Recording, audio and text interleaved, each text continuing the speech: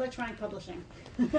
Now, when I put it out there, I don't even know exactly the conversation, one that would ensue, and I know it's such a sort of multi-dynamic issue, because one can say, from a publishing side, you can say about electronic publishing, which I definitely want to hear about, but I know from the university side, you know, specifically with the tenure issue, you know, it also depends on whether departments and schools and universities acknowledge that towards tenure, you know. And so I'm just curious, just in terms of, I guess, the pulse of those sorts of things, particularly from university presses, because I'm assuming, I guess I'm hoping there's some connection between what universities accept and in terms of electronic publishing, or where you see that conversation, and if not, I mean, everybody can speak to this. But also folks who are based in university, whether this is something that's being discussed, you know, and different universities and the sort of, maybe Research One universities are different positions and all sorts of things. I'm just sort of tossing it out there, if you will, partially because I'm very interested to sort of know where it's at, but I'm wondering, you know, where we can imagine it being 4 years from now, potentially, when some of you might be publishing. Or before then, I'm not.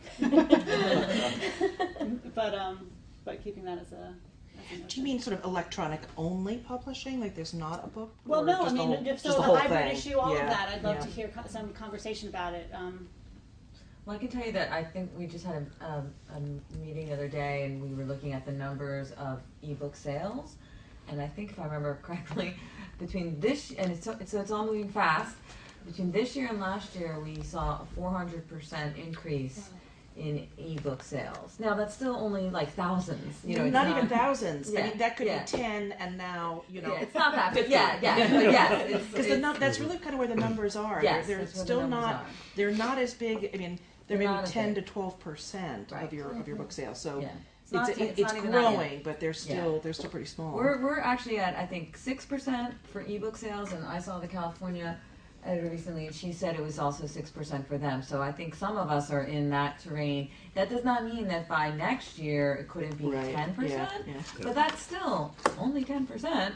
And what we've still found is that most students, they still want to print. You know, they'll print it out. They're happy to have an ebook if it's cheaper. But in the end, they actually still print the thing out, and so there's that notion of the tangible is still wanted.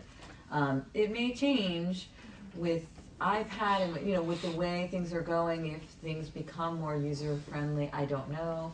But we're definitely, and we're trying to plan and think about maybe. And some publishers, Princeton is offering, has a plan in place, and California is talking about something similar, about doing shorter books of maybe 30,000 words. I think it's called Princeton Shorts. And some of those are republished, you know, things that they already published, and now they're going to package them so that they can be for a quick download and only maybe $4, or I don't know, but a fraction of what the whole book might be. And it seems like that's going to happen, you know, in some form that's happening. But whether everything moves to electronic, I don't know. And again, for tenure granting, they're you know, big questions, because so far the university presses that have tried to do sort of online only, it's not Michigan, Rice University, then they went out of business. I mean, it's not quite working yet, but it doesn't mean that it won't work one day, but we're still not there yet.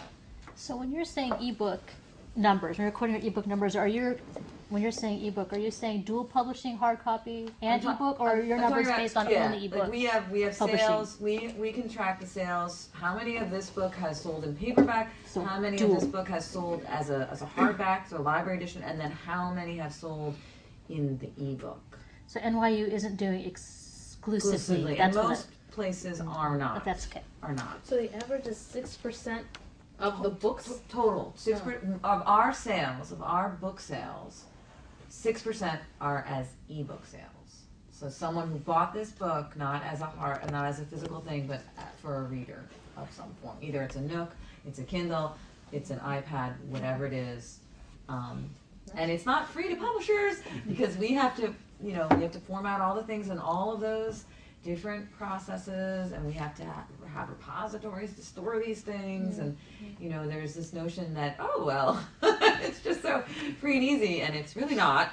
And there are companies that now exist that will just convert this into the Sony reader or whatever it is. You know, all these places have cropped up, and again, there is also that issue of, and we don't even like to send the PDF of your manuscript to you because they get out there, and it's too easy for those to also exist. And then why would you buy the ebook version if you could just